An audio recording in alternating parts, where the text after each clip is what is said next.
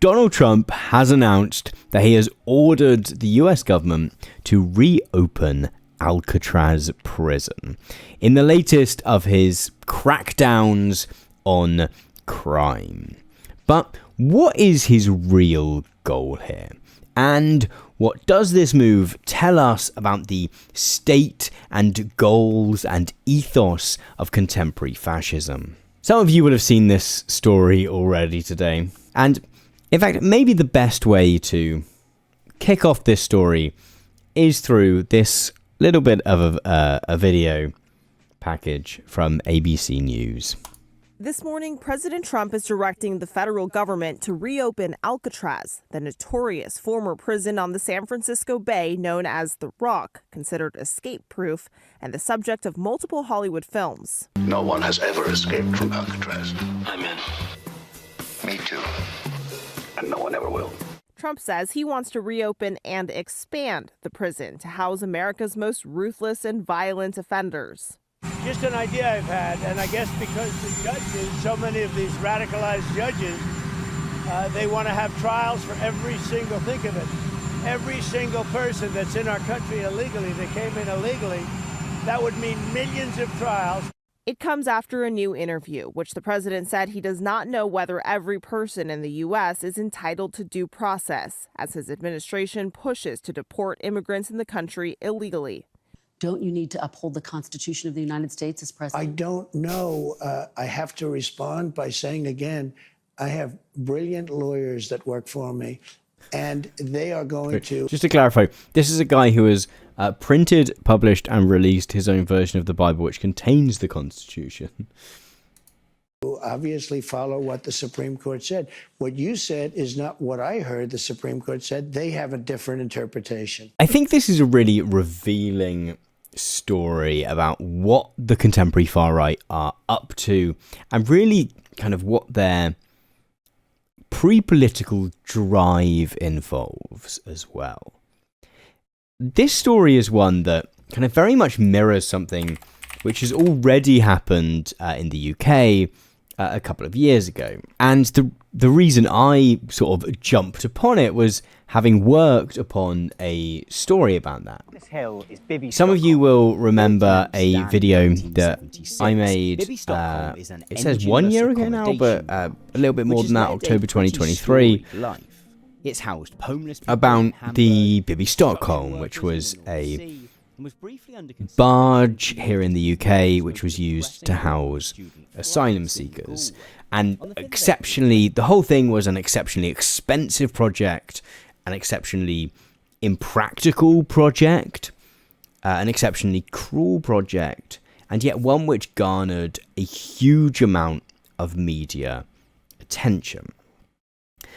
And so when I saw this story pop up, I was instantly drawn to it for the reason of some of the mirrors, some of the echoes that it had of that. But also, I just think there's so much of it that is particularly revealing about how Trump himself, but also politicians that are kind of riding on his coattails, are acting. Some of them potentially more useful as lessons for liberal and left-wing politics than others. One of the most interesting lines that I find from this little bit of interview that Donald Trump does in this video is this bit. And violent offenders. Just an idea I've had, and I guess because the judges... So he instantly starts just by being like, well, oh, actually, it's kind of just this idea I've had, and I thought I'd give it a go.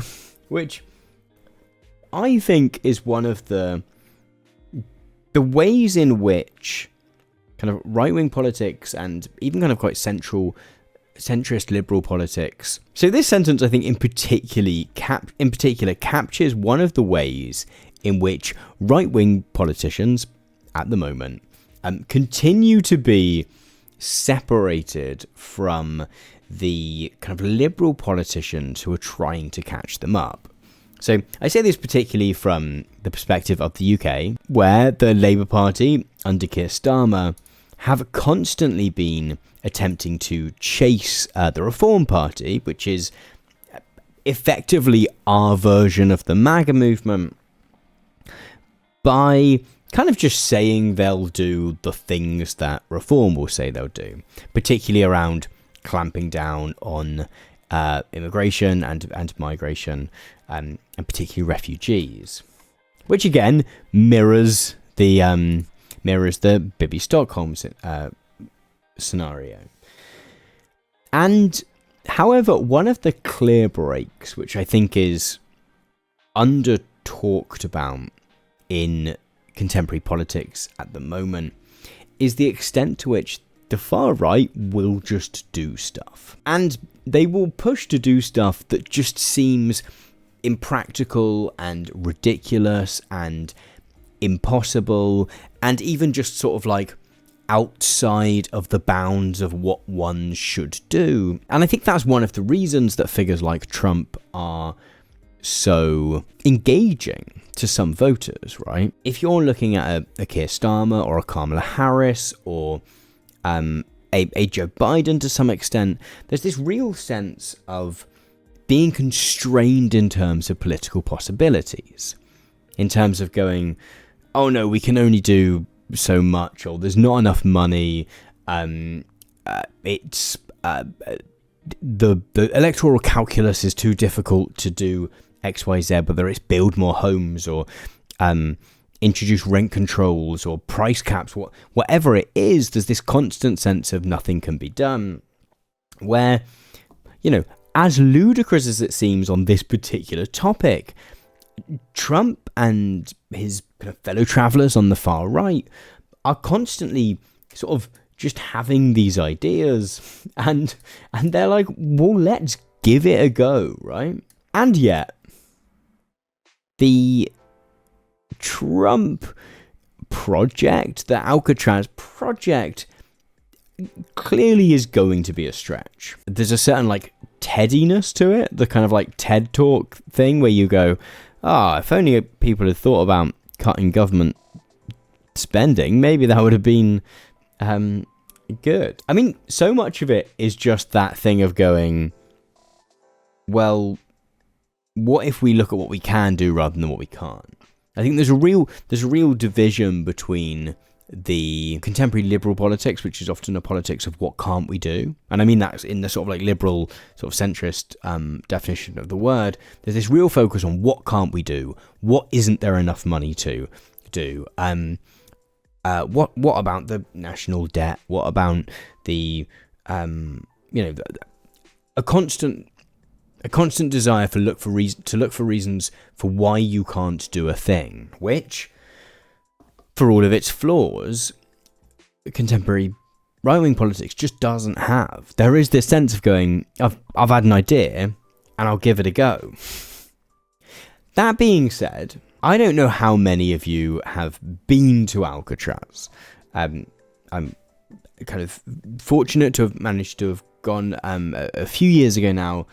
My wife and I did this kind of very much sort of trip of a lifetime trip where we flew to Seattle and gradually made our way down the east coast of the US on the Amtrak train that goes down there, and kind of stopped at a bunch of places along the way. So we went to Seattle, we visited Portland, I went to a national park kind of in the middle of the country, San Francisco and LA.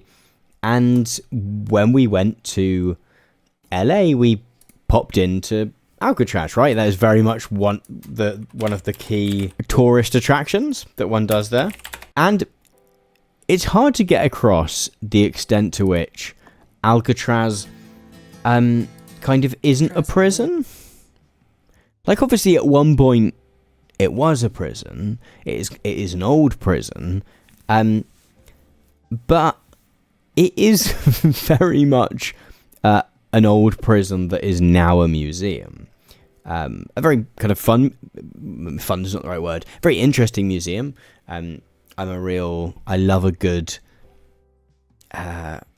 audio tour, and I dislike a bad audio tour, right? I think it's sometimes you do an audio tour at a kind of historical site you visit, and it's really boring. There's either too much I don't know, maybe often there's like too much detail actually, and you stop and you look at a particular thing, and you know, if everything is 5 minutes long, then that becomes a really kind of painful trip around. There's kind of a balance to how much you want, and also often, you know, just someone talking isn't particularly interesting, and actually having, you know, using the audio experience in a more interesting way can be much better. But so we did the tour, and it's a fascinating place to visit, but you know, it is very much, as Marinaka is saying in the chat, it's very much the ruins of a prison. It's very much a place which used to be a prison.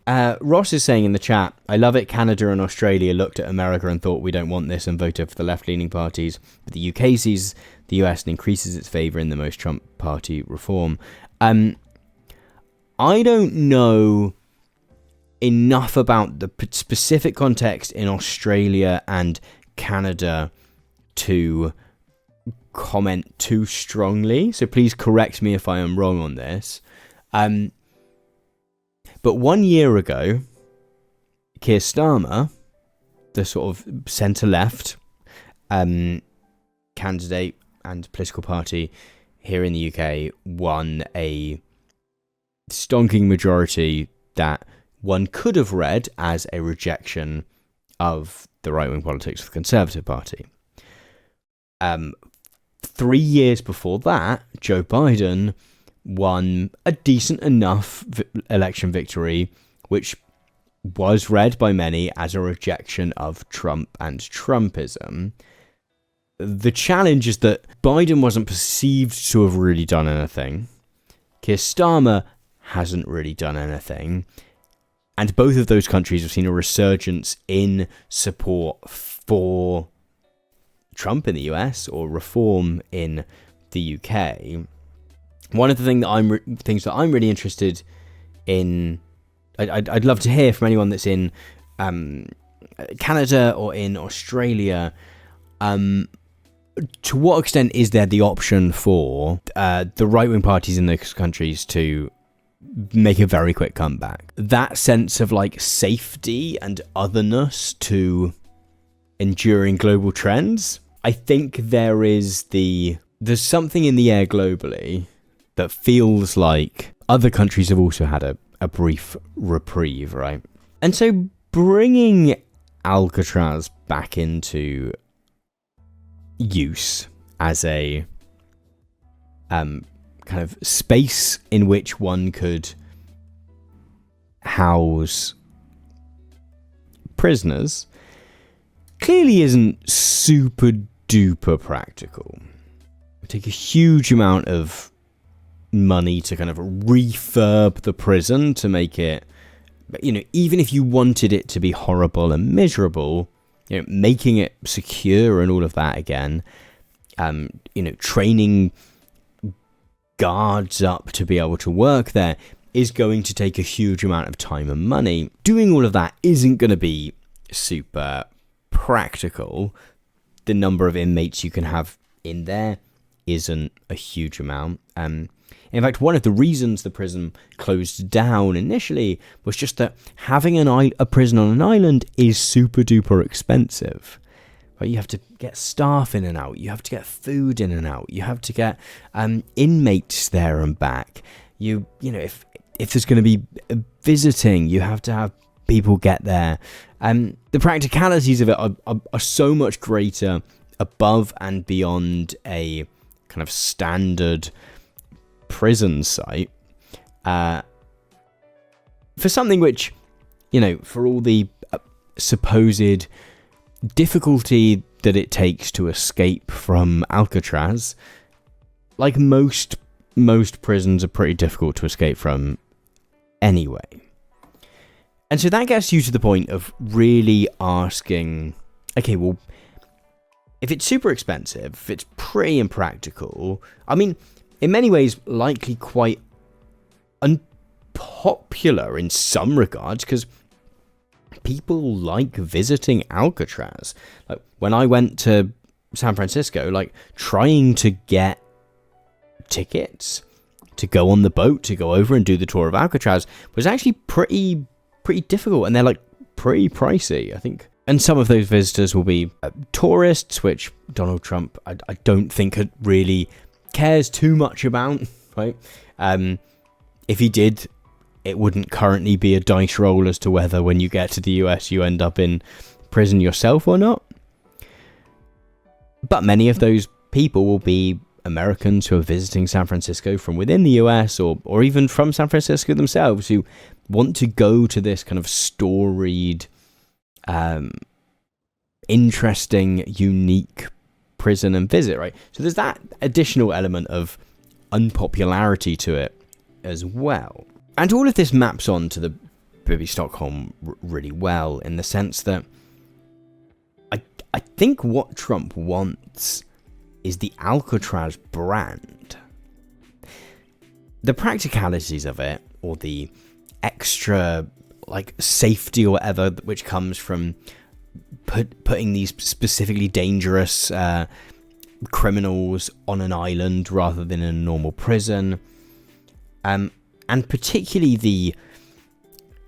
the fact that, you know, we think of Alcatraz as this austere, kind of cruel place, is exactly what Trump wants to tap into.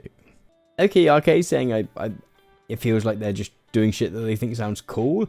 I think coolness is a part of it as well. But that sense of like, that kind of branding of Alcatraz as being both inescapable, but also a miserable place to do time, is, I think, a key part of what's going on here. If you go and do the tour and you look around and you look at the cells, they suck, right? And even with some doing up, it's still going to be buildings which are like hard concrete, which are dark. You know, even if you knock some cells together because you decide that what we expect from prisons now is bad, which I don't think Donald Trump is thinking about any of this stuff at all. I think he likes the fact that they're bad. Like, but there is not even a version of that prison which is not pretty horrible to be in. And I think that, you know, both that horribleness in and of itself, but also the fact that it could be attached to that Alcatraz brand, I think are really at the core of what's going on here. And this is like a real shift, right, from a version of crime and punishment where in the US, prisons are referred to as correctional facilities.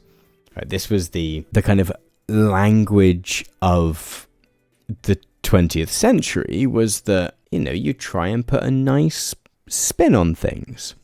You try and make it sound as though the bad place is actually nice. And one of the clear breaks from what came before in terms of the language and practice of contemporary far-right politics as personified by Donald Trump is a move away from that kind of image consciousness, in the sense of being scared to do the thing that is bad, or wanting to sugarcoat political decisions which are cruel or negative in some way, to a mode in which they are enjoyed. And in particular, cruelty and punishment are enjoyed. This is something else that we've seen here in the UK over the past month, really. For one, we had an election in the UK last Thursday where, as I said a moment ago, Reform UK, which is very much the UK's answer, the MAGA movement, won a whole bunch of seats in a move which was pretty impressive, right? They are in the mindset of the UK, and like certainly a decade ago, they are not even the third party, right? UKIP, which is one of the predecessors to Reform, would get some local councillors, but for a party that is not the Conservatives, the Labour Party, or the Liberal Democrats to win quite as many seats as it did was pretty impressive. Ross 2000 Jones says Reform won 677 seats out of 1,650, which is like pretty good going for context. But what's interesting is when you look at what they want to do, it's all stuff which is largely about enacting a certain resentment in order to punish certain groups within society. So, today, for example, they've announced that they are pledging to ban all flags except the Union Jack, which is the flag of the UK, the St. George's Cross, which is the English flag, and county flags on public buildings. And in particular, this is them saying that they want to ban pride flags from being put up. Like, that's like the specific outline of what flags are allowed to be flown is kind of a little bit of bullshit, so that they can ban the flying of pride flags. Something which doesn't make the lives of anyone that voted for them any better, but it does potentially make LGBT people feel a bit worse. And that is good enough for them. We can also look at the judgment in the UK the week before, which ruled that for the purposes of equality law, specifically that if you are trans, that you only your sort of birth sex counts in terms of how and whether you can be discriminated against based on sex. There is a kind of clarification that you can still be illegally discriminated against on the purposes of on the basis of your being trans. However, if you are a trans woman, you can't be illegally discriminated against on the basis of being a woman. The same is true for trans men. And then particularly a lot of the kind of key stuff which came up through this is that you can no longer, that if a business or charity or whatever or organization decides to designate spaces or groups or meetings or whatever, decides to designate those by gender, which is a thing which is legal to do within equalities law. There's kind of the sort of broad idea is that you can't discriminate on the basis of gender unless you have a really good reason to. So, for example, you might go, actually, I'm going to set up a group for men to talk about their mental health, for example, and there is probably a kind of way that you can argue to go, yeah, that seems justifiable. However, the new kind of ruling says that if you do that, then a group for men's mental health effectively can't include trans men. A group for women's mental health can't include trans women, because then you're not sort of discriminating properly or whatever. And one of the kind of challenges is that it doesn't actually serve to make cis women's lives any better. There's no real gain for anyone in this ruling. But it's motivated by a desire to make trans people's lives worse. And if there are any and even if there are drawbacks for cis women, if you kind of read British transphobes talking about this topic, they're kind of okay with that. It's been really interesting to read. I still dip into Twitter reasonably often as kind of way of getting a front row seat to the development of far right politics at the moment. And you see women who are kind of all in on transphobia and who are talking about the fact that they are gender non-conforming to some extent and are at risk of being thrown out of the women's toilets because they don't pass as women or whatever. And the people that are in on transphobia enough will be like, well, that doesn't matter to me. I'm happy to take that risk to make sure that trans women can't use the correct toilets. And you see this mode where it doesn't matter if this political movement or this politician or this party doesn't make my life better. That doesn't matter. It doesn't even matter if my life is made a little bit worse, as long as someone else out there, probably a specified group that I've decided that I don't like, as long as their life has been made even worse. And there's so much of Trumpism that this bleeds through, right? Particularly a month or so ago when the stock market was just absolutely crashing, and you could see podcasters and others who had really backed Trump, who are kind of, mostly dudes that have done quite well for themselves, who have made a bunch of money and put a whole load of it into stocks and shares, and who have then seen those accounts drop.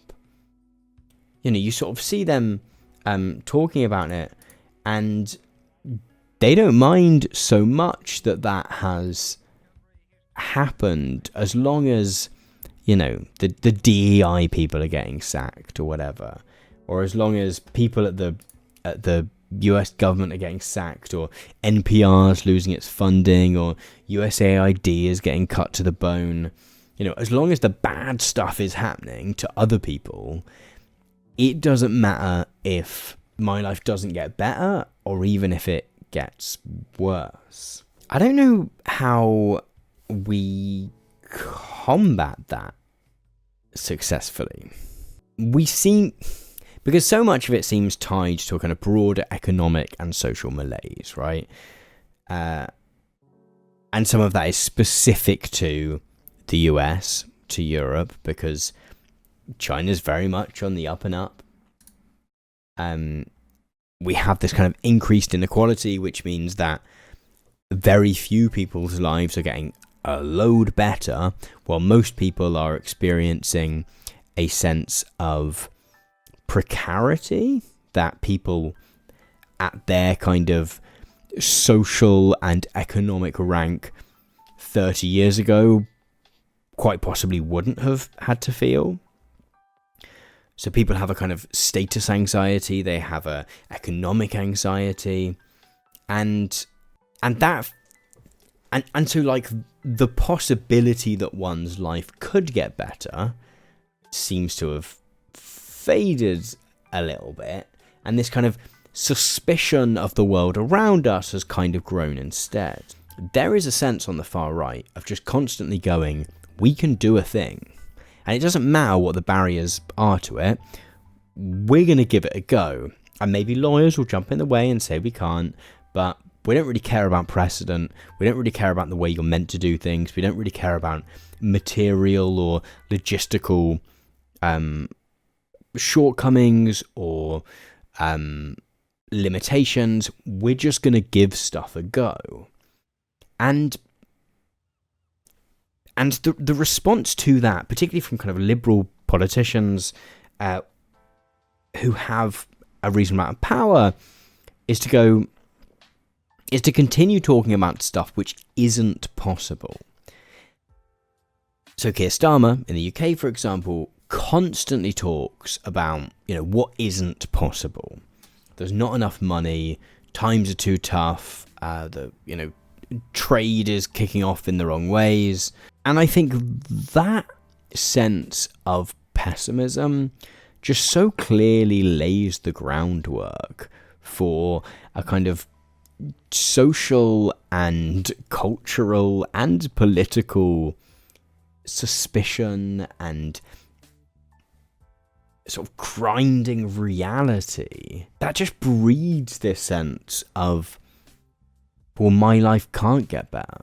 And so the only way for me to feel that I retain the status that I should have is to push other people down. It kind of relates to something which I've seen Ezra Klein talk about,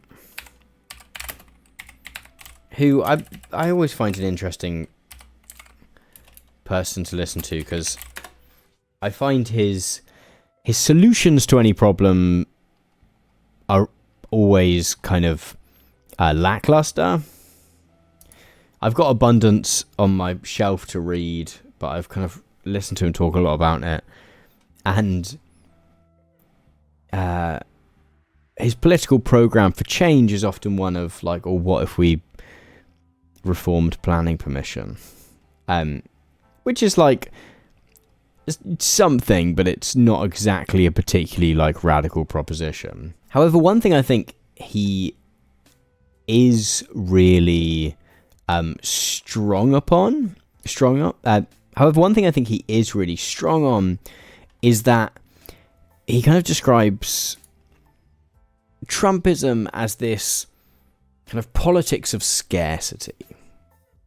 Right, it's that there's only so many rights to go around, there's so many whatever it is to go around, there's so many houses, whatever. And like the solution is never, oh, there's not enough houses, we should build more houses.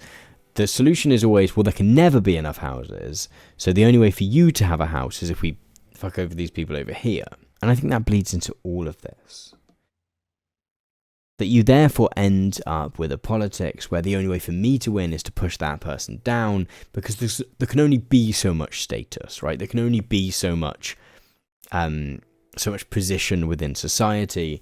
And so me making sure that person over there is having a terrible time, whether they're a criminal, whether they're a asylum seeker, whether they're a migrant, whether they're a trans person, the differential becomes the importance rather than the absolute level of living standard, quality of life, happiness, etc. And so I think the only real way to break that is to find a politics which just embraces possibility. And unfortunately, that seems to be something which liberal politicians with platforms and state backing through being governments or being sort of oppositions or whatever just don't seem to want to do. Thank you so much for watching this clip from my Monday night live stream. If you'd like to watch more clips from the stream, both ad and sponsor free, then you can do so over on my premium streaming service Nebula, where you can also watch all of my videos from the main channel, ad and sponsor free as well, and alongside my debut feature-length film Boomers. Boomers is a film which aims to excavate the lives and legacy of the baby boomer generation, told through the medium of a road trip across the US, around Europe, and the UK. It aims to ask how we got to a place of housing crisis, climate crisis, economic crisis, many other crises, and whether the baby boomers are to blame for those or not. Over on Nebula, it joins a catalogue of fantastic shows and films by many of your favourite indie creators. It truly is a wonderful slate of stuff that we've got going on over there at the moment, and we've got more coming out all the time, including Bobby Broccoli's 17 Pages, which comes out very soon. If you'd like to sign up to Nebula, then you can do so whilst also supporting my work by using my personal link go.nebula.tv/Tom Nicholas. That link gets you 40% off an annual plan to Nebula. Using that link also helps to support my work. Not only do we get a cut of the revenue from every time you watch any of our videos in the future, but we also get a little bit of a kickback from you using my link, which really helps to make more clips like this, more main channel videos, and more exciting, ambitious project in the future too. So I'd be super grateful if you use that link, which again is go.nebula.tv/Tom Nicholas. I'll see you over on Nebula and in a future video, hopefully soon too.